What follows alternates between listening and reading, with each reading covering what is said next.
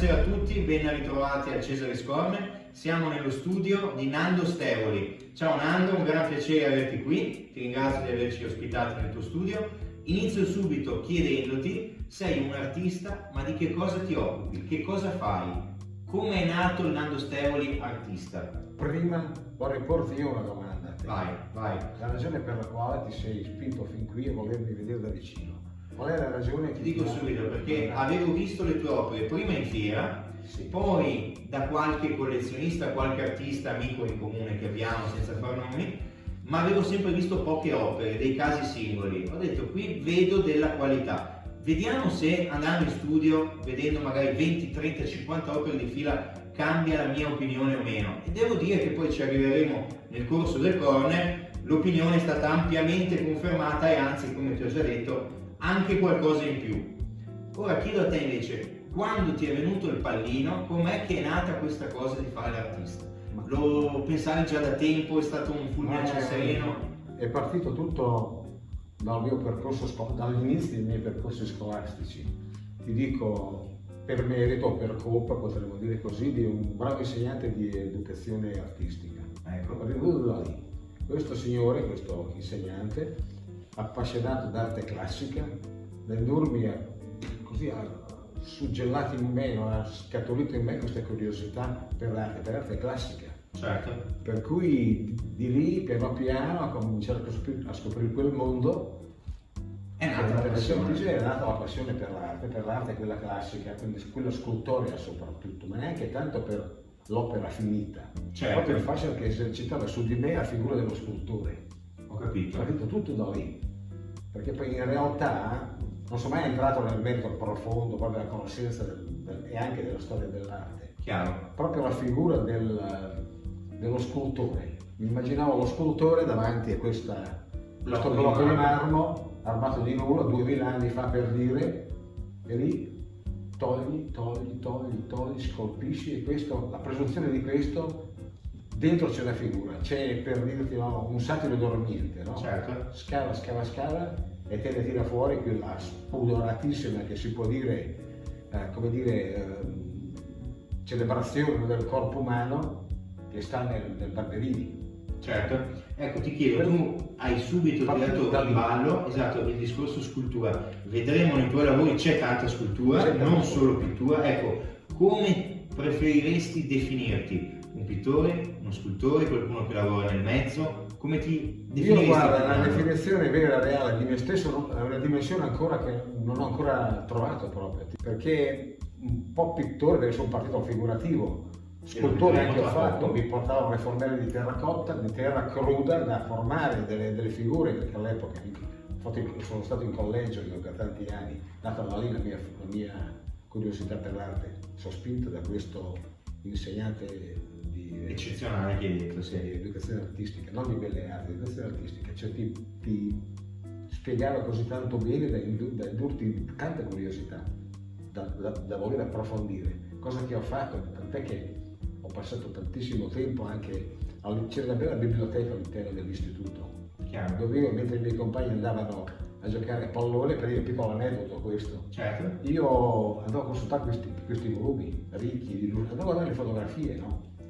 E guardare queste cose meravigliose, l'arte greca classica, antica, ellenica, le sculture, figure dei corpi umani, certo, tant'è che passai un periodo anche non felice, una fase un po' difficile della mia vita. No, capisco. Però dico, ma signori miei, con i miei compagni, ma guardate questa roba meravigliosa, vi perdete tutta un pezzo della vostra vita, ma tanta, c'è una bellezza assoluta. Poi non è che il corpo umano, l'esaltazione del corpo umano, no? In quel periodo erano soltanto corpi nudi, certo, per cui voglio dire non c'era nulla di straordinario, ma c'era il pallone, il calcio primeggiava su tutto. Se tu eri un bravo calciatore, un bravo conoscitore di calcio, allora eri una figura, una persona da rispettare, no? Di lì siamo passati poi a fare ricerche artistiche, no? Incisione xilografica. Ecco, tu nasci da quello. Io parto da quello.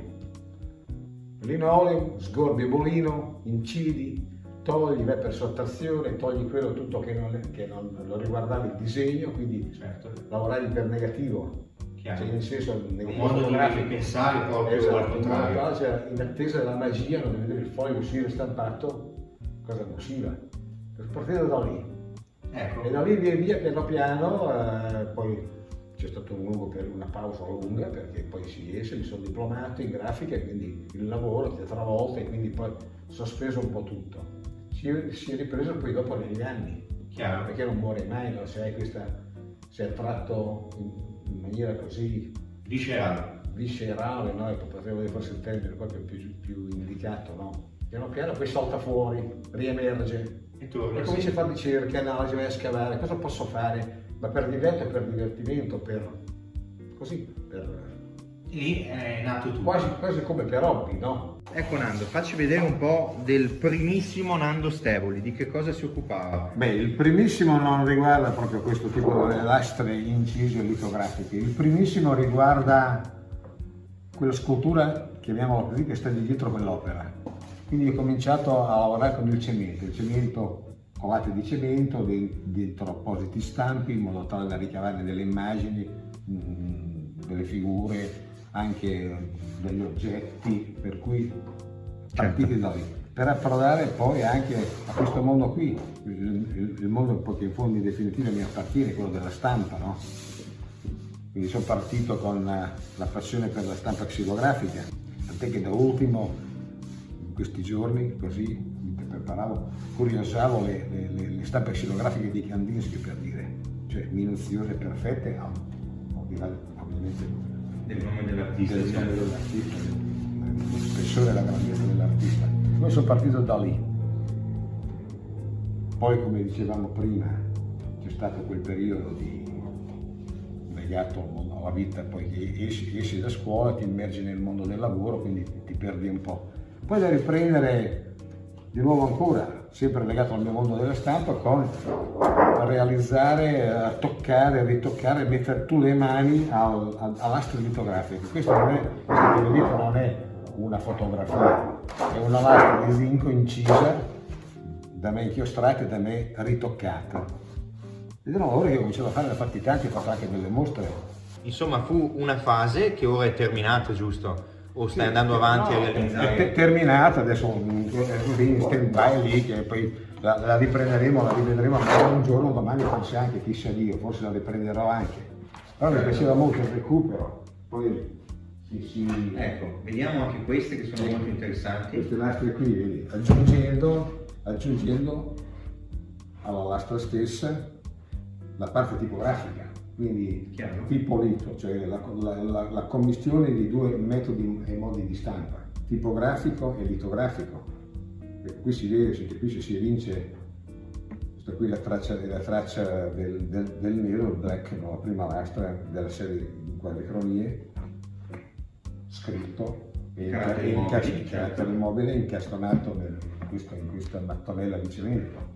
Ecco, c'è un'opera che è significativa per quello che mi hai detto riguardo al tuo periodo in collegio, no? Ecco, che cosa significa per te quest'opera? Ecco, questo qui è l'ultimo fotogramma di Roma Città Aperta di Rossellini. Questa qui per me, io mi ci rivedo un po' in uno di questi ragazzi, questo qui per me significa la fine di quel periodo buio triste di cui vi raccontavo prima, le vessazioni subite per le ragioni stupide, ignobili di cui parlavamo prima. E qui esco, questo è l'ultimo fotogramma del film, questi sono i ragazzi che se ne vanno all'alba, vanno incontro a Roma, questa è una lastra litografica che riporta una veduta di Roma all'alba, anche da me qui ritoccata, qui con i caratteri modi c'è scritto fine in nero tutto, però fine in rosso che per me rappresenta la fine di, quindi la vita qui si risorge, no? Con il rosso si ricomincia, finisce quel periodo buio per me, questo buio, e c'è dei ritocchi fatti da me, qui c'è una battuta con un rullo, quando si toglie la lastra dal cilindro di stampa, e ho ottenuto questa per me è un ricordo, come dicevo prima, mi si rivede in uno di questi ragazzi. Finisce un buio triste e poi comincia una nuova vita. Ecco, da qui io poi so che mi hai fatto vedere prima, c'è un'altra fase intermedia in cui in questo supporto tendi all'astratto. cerchi di fare qualche esperimento astratto che poi magari vedremo essere forse un preludio alle opere più Sì. contemporanee che hai realizzato. Sì, si vince in questa, che è una delle poche rimaste, quelle che poi alla fine sono andate vendute, diciamo, tutte praticamente queste. Questa qui è sempre una lastra, non incisa litograficamente, sporcata da me e incisa da me poi successivamente con un punto nuovo, ottenendo questi tasselli neri. Qui c'è scritto qui l'arte litografica, qui ci sono 2 accenni al nero e al magenta, sono tra i 2 colori primari del mondo, nell'arte, nel mondo della stampa. Ed è questa, insomma, adesso tu la trovavi interessante. Molto, molto. Secondo me è proprio il tassello mancante tra due percorsi che sembrerebbero tanto diversi. Questo forse è proprio il momento centrale. Da qui forse troveremo tante cose che poi svilupperai in maniera anche più consapevole in altre opere. Ecco, se ti dovessi chiedere maestri di riferimento, c'è qualcuno a cui tu ti ispiri particolarmente, a cui senti di avere un debito proprio artistico, o hai sempre ragionato con la tua testa un po'? Ne ho guardati tutti. Chiaro. Tutti. Qui Solage è evidente, no, che si percepisce, per dirne uno. Però tutti quanti, io, come dire, ho attinto da tanti artisti. Adesso per dire in questa opera chiaramente è Spalletti, sono le tinte di Spalletti, certo. È attinto in termini cromatici a quel grandissimo che fu Ettore Spalletti. Qui è evidente, no? Certo. Delle mezze tinte che faceva lui, l'uso e l'oro, straordinario. Quindi come fai a dire no? Tutti dicevamo prima in arte siamo figli di qualcuno e lo sono stati figli di qualcuno anche in passato, anche grandi. Certo, tutti quanti. Anche Michelangelo, esatto. No? Si diceva. Picasso che diceva io rubo e sono il più grande ladro di sempre. Davanti a quei torsi, no? Michelangelo. Certo, si diceva del Corso del Belvedere, certo. Si evince nella Cappella Sistina che lui abbia tanto attinto. Chiaro. Si vede, no? Chiaramente. Quindi tu dici io ho attinto da molti, però poi sono io. Sì, però non si può dire che non si può nemmeno dire che anche Michelangelo abbia copiato Apollonio, si può dire, no? Sarebbe una fesseria, una stupidaggine enorme. Quindi io ho attinto e non copiato da Spalletti, ho attinto e non copiato da Solage, cioè voglio dire. Certo. Ognuno di noi si è lasciato ispirare. Si ispira e poi ci mette del suo. Penso adesso sia riuscito, perlomeno adesso poi man mano che si sviluppa il nostro incontro lo capiremo meglio. Altro recupero di una lastra che si rifà agli anni in cui si celebrò il centenario della nascita di Michelangelo Antonioni. Noi come tipografia si stamparono delle cose, si fecero delle bozze. Io recuperai questa lastra qui, che si tratta del film di Wender, Gli angeli sopra Berlino. Questo è un fotogramma e quindi anche qui è la commistione tra due mondi di stampa, il mondo della stampa tipografica con i caratteri mobili e la stampa litografica. Ecco, l'intervento tuo dove si situa? Ecco, l'intervento mio si evince in questo fascio di luce nera che sprigiona dagli occhi dell'angelo, quegli angeli onnipresenti, invisibili sempre, che contemplano dall'alto ciò che viene le ansie e le angosce, così il filmar dei berlinesi. Ecco, questa è un'altra fase, un altro periodo, un altro momento di ricerca, così, no? Per vedere, si scala sempre, no? Eccoci Nando, siamo ora finalmente davanti alle opere più recenti. Parlaci di queste, come sono nati, quali sono i supporti, i materiali. So anche, vedremo tra poco, che non fai tutto da solo e non c'è niente di male nel dirlo, ti avvali di un grande collaboratore che tra poco intervisteremo. Vai Nando. Ecco, le mie opere nascono attraverso la tela, quindi uso la tela usata come supporto per la pittura e la tela la trasformo in, potremmo dire, scultura. Queste sono plissettature, vengono costruite attraverso, diciamo, l'immersione della tela in calce e cemento, si va a conferire questa piega e questa plissettatura. La luce, ecco qui come potete vedere, la luce esercita un ruolo molto importante e qui vorrei che vi spiegasse bene questo aspetto che è fondamentale e determinante per mettere in evidenza, come dire, enfatizzare il mio lavoro, un collaboratore che ho qui con me, che si chiama Alberto Navilli, che io adesso vi presento. Buonasera a tutti, io sono Alberto Navilli e ringrazio il maestro Stevoli per avermi così generosamente presentato. Collaboro con Nando ormai da qualche anno, ci siamo conosciuti tra l'altro con una vicenda abbastanza simpatica dopo una lunga cena, e sono rimasto rapito dalle opere di Nando, che come me è di Ferrara, e quindi la curiosità nei confronti di quello che ha fatto e che fa da anni mi ha spinto in modo proprio curioso a interfacciarmi con lui, e da questa spontanea forma di conoscenza è nata anche una forma di collaborazione. E un aneddoto divertente che come dire, ho piacere di condividere con voi, cioè il momento nel quale ci siamo conosciuti. Andiamo già diversi anni fa, nel senso che sarà stato, io credo, inizio 2019, e ci siamo ritrovati in una condizione abbastanza originale, abbastanza atipica. Eravamo a Rho Ferrarese, ospiti da Vittorio Sgarbi, e era un'ora abbastanza indecorosa per tornare a casa, credo fossero le 4 o 5 di mattina, e io ero l'unica persona dotata di automobile che tornava verso la città di Ferrara. E fu così che Nando saltò in macchina con me e ci ritrovammo in una situazione totalmente spontanea, un orario appunto abbastanza insolito, in una, come dire, in una affinità di situazione che ci ha creato fin da subito una vicinanza anche di idee notevole. E da lì mi mostrò in modo anche un po' timido le prime immagini dal telefonino. Io subito venni rapito da questa forza dell'immagine. Io sono, come dire, un progettista di formazione, un designer, ma amo le immagini, amo l'arte, mi sto occupando di arte adesso con la mia laurea magistrale, e di conseguenza partì questa forma di collaborazione che si esercita anche in modo molto pratico, nel senso che abbiamo avuto, diciamo, occasioni divertenti di allestimento di mostre un po' in giro per l'Italia, nelle quali la manodopera è necessaria, quindi si tratta di gestire quadri di dimensioni anche molto generose, parliamo di 2 metri per 1,70, quindi sono dimensioni, sono pesi, sono furgoni da caricare, e quindi malgrado questa, diciamo, evidente differenza di età che lo stesso Nando spesso sottolinea, è nata questa amicizia molto molto salda, che ci ha indubbiamente fatto divertire e che ci ha indubbiamente fatto ritrovare in situazioni effettivamente molto molto come dire, piacevoli da vivere e da raccontare. Ora, esaurendo questa parabola introduttiva un po' giocosa, torniamo al serio, nel senso che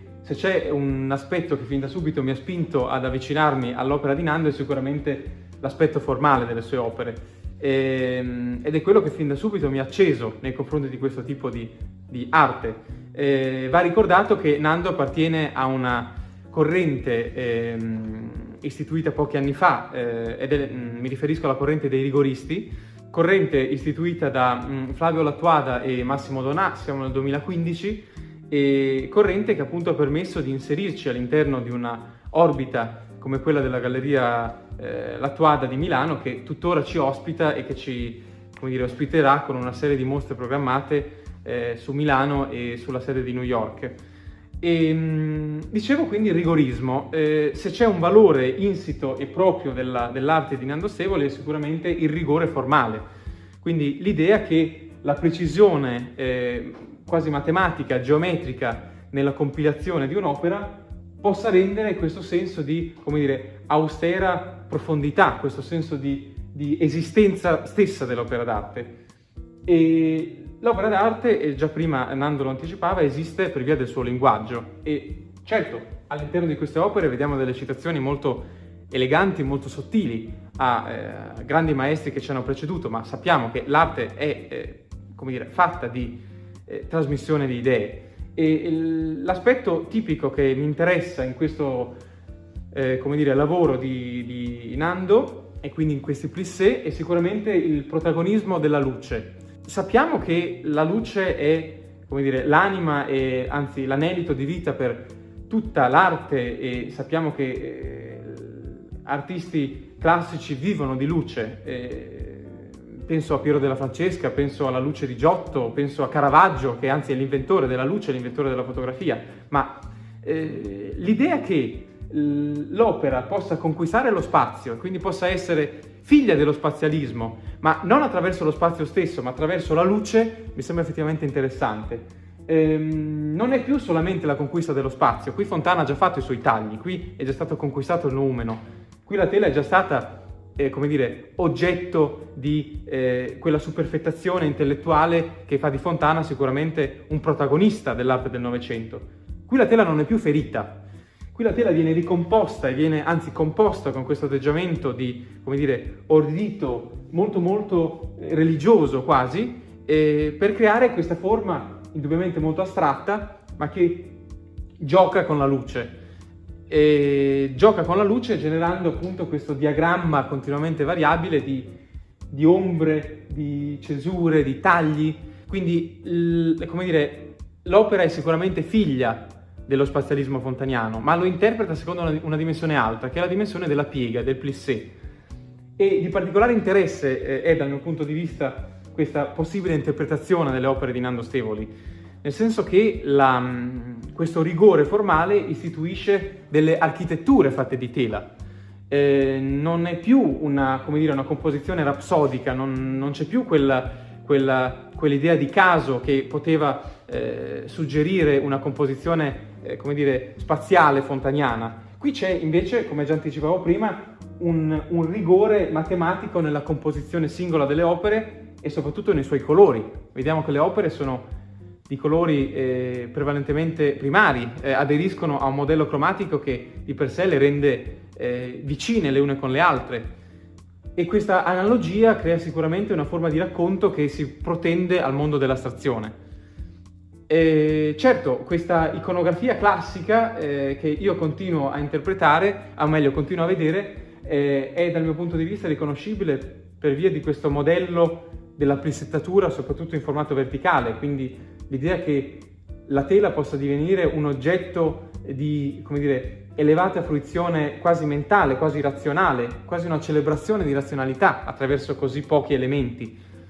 Il fatto che un'opera possa così tanto dire, ma con così pochi strumenti, mi sembra sicuramente estremamente entusiasmante. Qui hai un'opera tra le più recenti in assoluto e devo dire che rispetto a quelle che fai di solito, dove prevale il monocromo, qui invece ti sei lasciato più andare dal punto di vista pittorico. Qua è uscito forse il lato più pittore di Nando Stevoli, no? In quella rosa che cambia non solo grazie alla luce ma soprattutto grazie al cromatismo stesso. Come l'hai ottenuto? Quali sono stati i passaggi intermedi? Verso che cosa vuoi arrivare a partire da quest'opera? Ma guarda, ti dico questo, per me l'arte si traduce poi in pochissime idee, poche, la proporzione delle forme, l'armonia, no, per dirti, e l'assenza di difetti ovviamente. Insomma, in buona sostanza, due cose, coniugare sintesi e bellezza.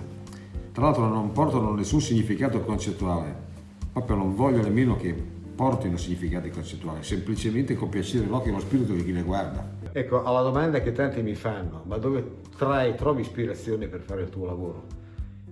E io rispondo dalle cose di tutti i giorni. Questo, per dire, è uscito da un viaggio, una gita che feci con degli amici al Museo del Fossile a Bolca. Ecco, un fossile. Bolca, sui Monti Lessini, provincia di Verona.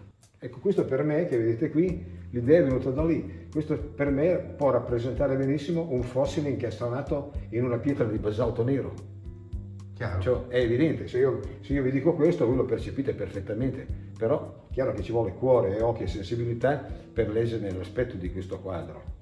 C'è intervento pittorico sul quadro. Queste sono stesure di velatura diverse, sono 3 o 4 passaggi di velature diverse, partendo da un cipria intenso profondo sotto, da arrivare piano piano a sfumare via via in modo tale da far emergere questa spina di pesce, potremmo dire, di fossile. Ecco Nando, ci dicevi le tue fonti di ispirazione, in questo caso invece? Una mattina, consultando, lì ho un grosso volume che riguarda i futuristi, parla dei futuristi importanti, fine primi del secolo scorso, consultando e guardando mi incuriosì l'opera di Antonio Santelia.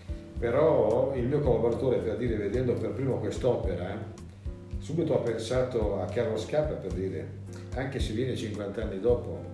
Quindi in realtà io non ho vere e proprie ispirazioni, raccolgo immagini e forme che poi traducono le mie opere. Mi spiegavi anche il discorso delle cornici, no? Fondamentale è anche quell'aspetto dell'incorniciatura del quadro. Il quadro deve essere posto all'interno della cornice con delle misure, con degli spazi che secondo me devono calibrati proprio al millimetro. Quest'opera qui, per me, dopo lunghe prove e tentativi, la distanza tra l'opera e il bordo della cornice doveva essere di queste dimensioni, la profondità anche, in modo tale da non togliere e non aggiungere troppo e troppo poca luce, quindi un gioco di profondità, di volumi, di spessori, quindi è tutto un'opera d'arte, anche la cornice stessa, tant'è che le cornici me le faccio da me addirittura, proprio perché mai pago soddisfatto dai corniciai che me le producevano, cornici troppo classiche, troppo non rispondenti alle mie esigenze. Un paio di considerazioni su quest'opera che mi è molto cara.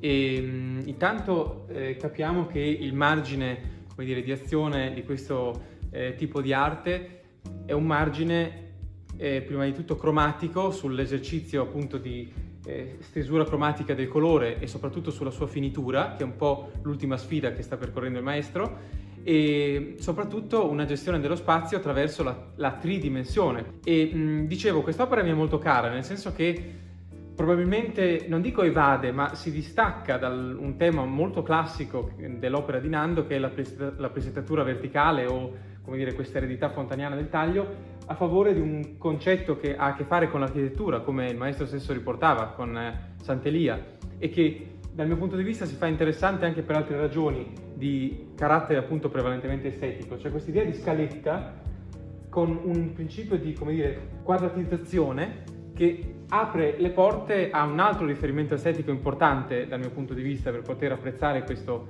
tipo di opere, che è l'estetica giapponese, l'idea della, come dire, della gestione quasi zen, quindi il ripetersi di una forma che ti permette di raggiungere un principio di, come dire, forma assoluta.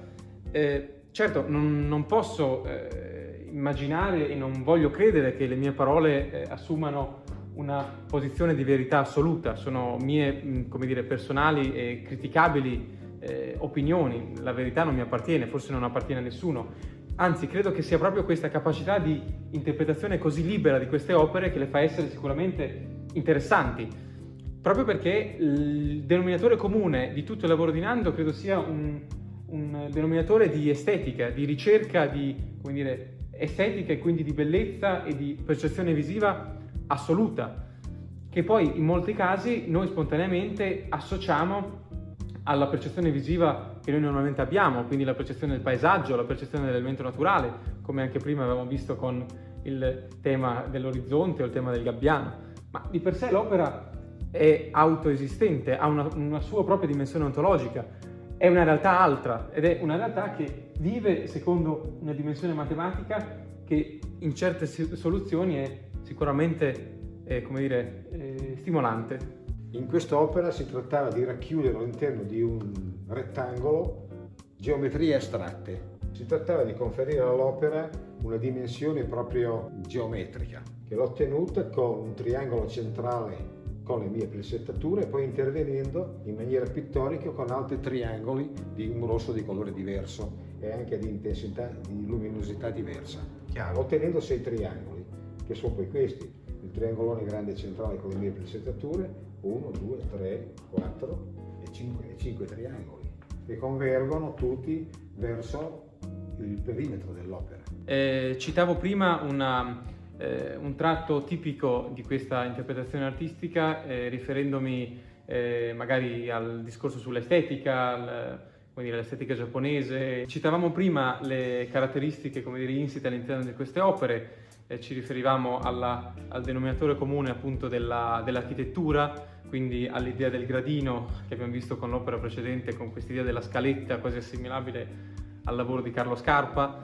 E ora vediamo invece un'opera che dal mio punto di vista è interessante proprio per l'esercizio virtuoso di regolazione cromatica della superficie.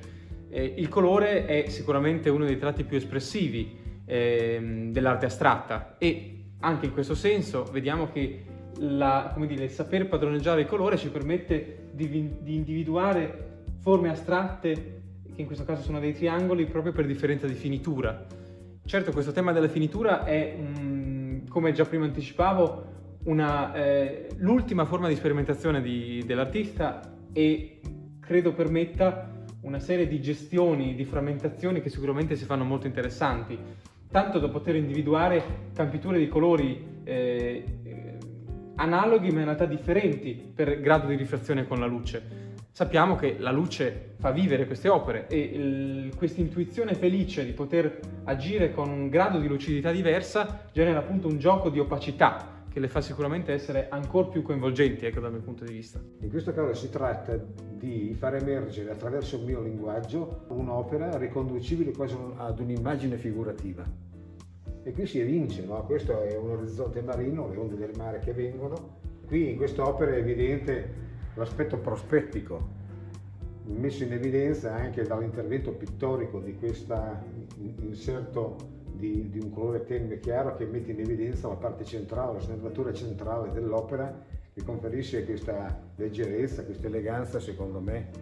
E quindi il tema della figurazione, certo, come possibile via di associazione, come dire, dell'immagine, e che però, come dire, io tradisco a favore di una analisi formale, come già prima stavo suggerendo. E citavamo il discorso prospettico, quindi l'idea del possibile punto di fuga, ma un'idea dal mio punto di vista ancora più interessante che mi restituisce quest'opera è l'idea della, come dire, l'intuizione della forza di gravità, cioè vediamo questo andamento della pezzettatura in senso verticale con questa incisione centrale evidenziata dall'esercitarsi del peso di questa campitura, appunto questo inserto, come si diceva, a forma di V, e la pezzettatura risente di questo peso, è come se appunto si volesse dimostrare l'esistenza della forza di gravità, ne risente in modo così esplicito da sbordare rispetto al suo telaio e ad affondare nel nero della cornice. Quindi una ricerca sicuramente molto sottile, molto orientata al dettaglio, molto orientata alla precisione appunto millimetrica, ma sappiamo che parte integrante di queste opere è l'attenzione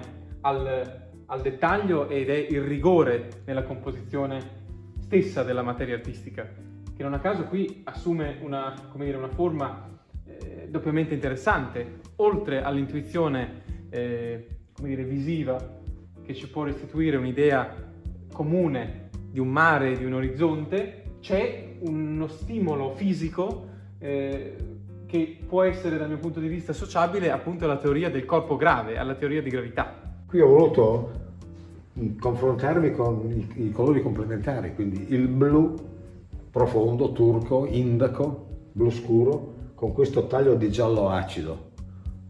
Ecco, qui questo taglio fontaniano. Qui ho voluto mettere in evidenza proprio la contrapposizione tra questo colore così vivo, così che in definitiva sembra la luna, quindi il lato scuro della luna praticamente, con questi due colori. E citavamo prima l'eredità dallo spazialismo di Lucio Fontana, ecco qui l'evoluzione del taglio, quindi l'evoluzione della ricerca di spazio, che dal nero del vuoto diventa il giallo della luce, quindi il tema che viene espresso da quest'opera, che appunto è il lato scuro della luna, è un tema che ha un sottofondo quasi ironico.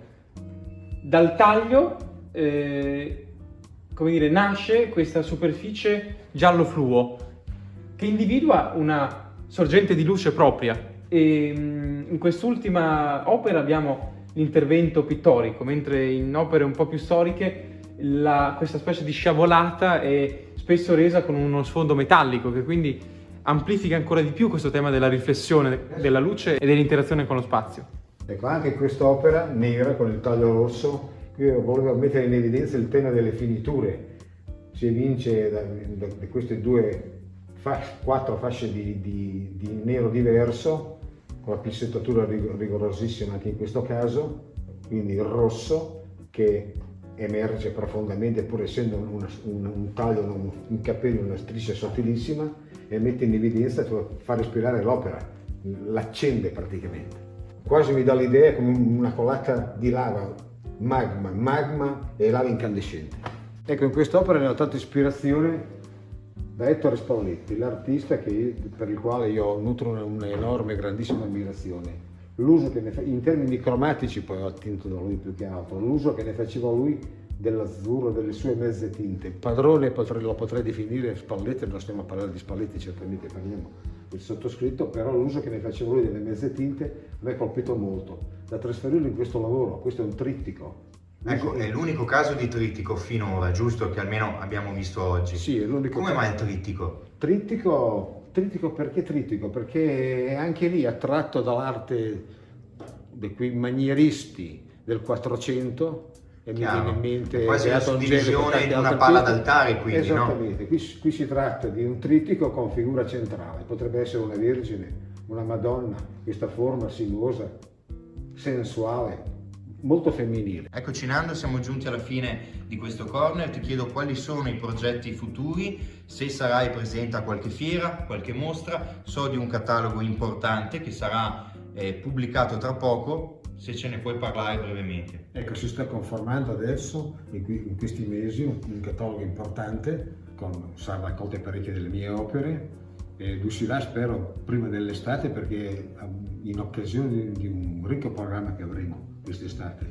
Adesso tutto ricordi bene, abbiamo parecchie fiere, mostre importanti, a breve ci sarà due personali a Milano, presso una del mio gallerista di riferimento Lattuada, Flavio Lattuada. Certo, saremo in via Senato, nella storica sede della Galleria Lattuada. Stiamo organizzando una mostra per la sede Lattuada di New York, sulla Quinta Strada. E per quel che riguarda le mostre personali di quest'estate, stiamo lavorando a 2 mostre personali, a Matera e ad Alberobello.